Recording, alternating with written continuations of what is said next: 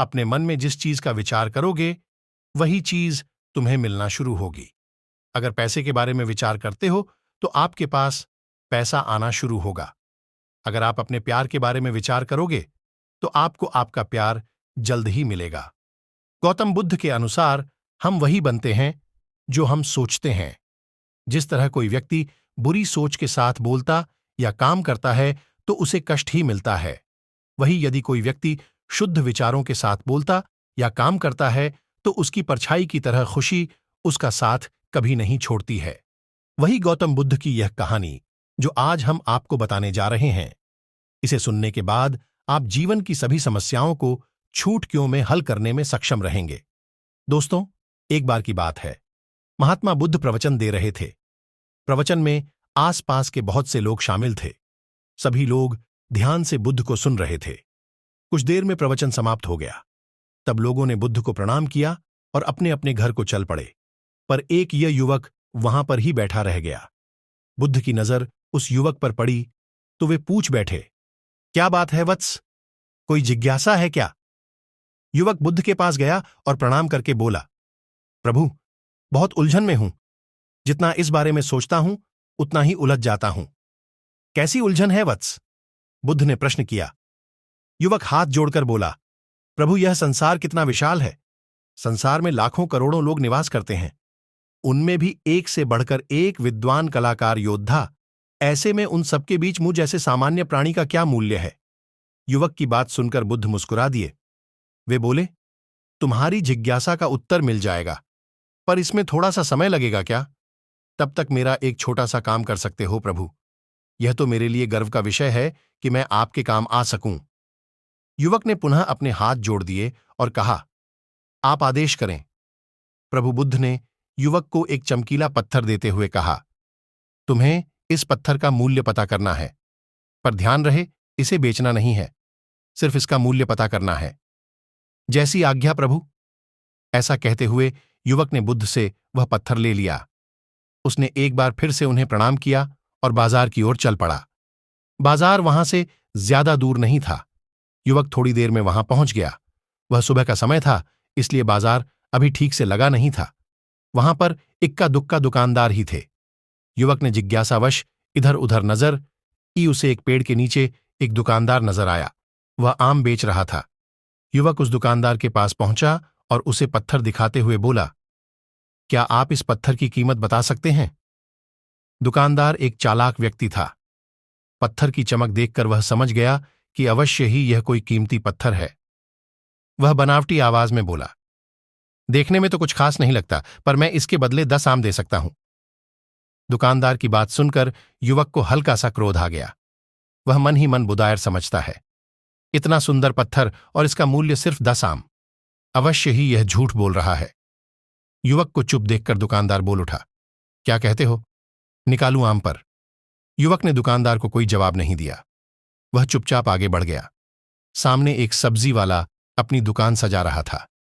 युवक उसके पास पहुंचा और उसे पत्थर दिखाते हुए उसका मूल्य पूछा। उस पत्थर को देखकर सब्जी वाले की आंखें खुशी से चमक उठीं। वह मन ही मन सोचने लगा, यह पत्थर तो बहुत कीमती जान पड़ता है। अगर यह मुझे मिल जाए तो मजा ही आ जाए। क्या हुआ भाई, कहां खो गए? युवक ने दुकानदार की तंद्रा तोड़ी। सब्जी वाला चौंकता हुआ बोला, कुछ नहीं कुछ नहीं, मैं तो बस मन ही मन इसकी कीमत की गणना कर रहा था। वैसे मैं इस पत्थर के बदले एक बोरी आलू दे सकता हूं। सब्जी वाले के चेहरे की कुटिलता देखकर युवक समझ गया कि यह दुकानदार भी मुझे मूर्ख बना रहा है। मुझे किसी और से इसका मूल्य पता करना चाहिए। यह सोचता हुआ युवक आगे बढ़ गया। सब्जी वाले दुकानदार ने युवक को पीछे से आवाज लगाई, क्या हुआ भाई, अगर आपको यह मूल्य कम लग रहा है तो बताएं तो सही, मैं इसे बढ़ा दूंगा। पर युवक ने उसकी बात पर ध्यान नहीं दिया। वह अब इधर उधर किसी ऐसे व्यक्ति को खोजने लगा जो जानकार हो और उस पत्थर की सही मूल्य बता सके। युवक को लग रहा था कि अवश्य ही यह कोई कीमती पत्थर है। शायद कोई जौहरी इसका सही मूल्य बता। सस, यह सोचता हुआ युवक एक जौहरी की दुकान पर पहुंचा। जौहरी अपनी दुकान को अभी खोल ही रहा था। उसने युवक को अपनी दुकान की ओर आते हुए दूर से देख लिया था। साथ ही उसने युवक का हुलिया देखकर यह भी भांप लिया था कि यह कोई गरीब व्यक्ति है जो संभवतः कोई गहना बेचने आया होगा। जौहरी ने हाथ जोड़कर युवक को नमस्कार किया और मुस्कुराकर पूछा, बताएं महोदय, मैं आपकी क्या सेवा कर सकता हूं? युवक ने बुद्ध का दिया पत्थर अपनी हथेली पर रख दिया और बोला, इसका मूल्य पता करना था। पत्थर को देखते ही जौहरी उसे पहचान गया कि यह बेशकीमती रूबी पत्थर है जो किस्मत वाले को मिलता है।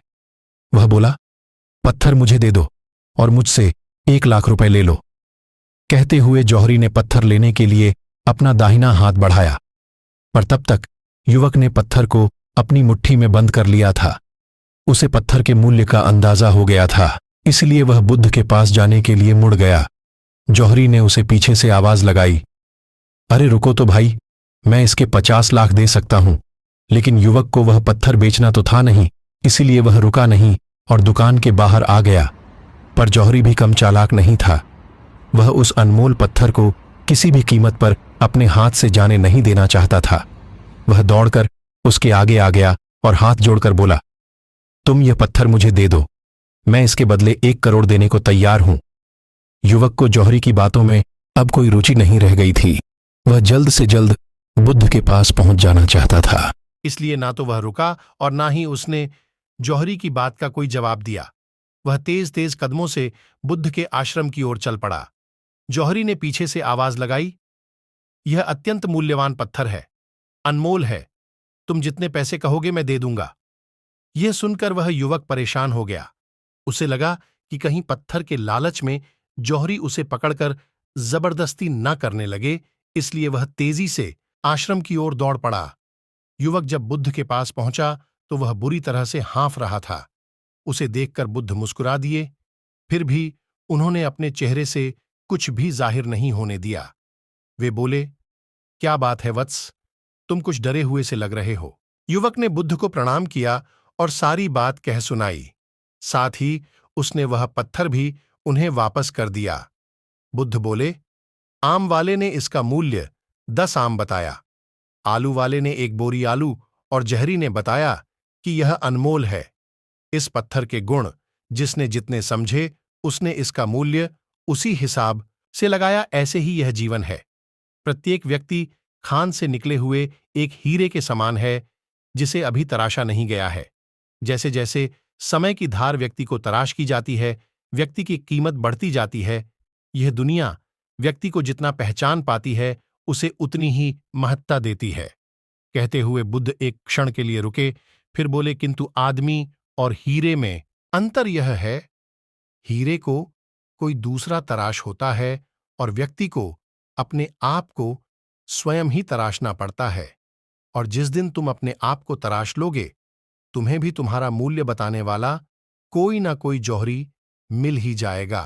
गौतम बुद्ध उस लड़के को यह सीख देना चाहते थे कि जो इंसान अपने मन में खुद के बारे में विचार करता है, वह व्यक्ति उसी के समान बनता जाता है। किसी इंसान को अगर दुनिया की किसी भी चीज से सच्चे मन से लगाव हो, तो वह इंसान उस चीज को प्राप्त कर लेता है। वही जो इंसान अपनी मनछाई चीज को प्राप्त करने में असमर्थ है, उस इंसान ने अपने मन में सच्चे भाव से उस चीज को चाहा नहीं होता है। वही दोस्तों, गौतम बुद्ध की इस प्रेरणादायक कहानी को आप अपने मित्रों के साथ शेयर जरूर कीजिए, ताकि उन्हें भी गौतम बुद्ध के असल ज्ञान के बारे में पता चल सके। और कमेंट बॉक्स में नमो बुद्धाय लिखना ना भूले। नमो बुद्धाय।